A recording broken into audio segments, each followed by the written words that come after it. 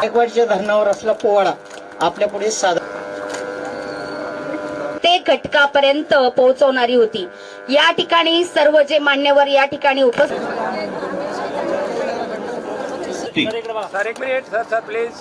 क्रमांक आहे हरिओम संतोष बोडखे। आपण सर्व या प्रायोजक आहे प्रेरणा फाउंडेशन। प्रमाणपत्र मेडल आणि बक्षीस आजच्या या दिवशी आपण संकल्प केला पाहिजे।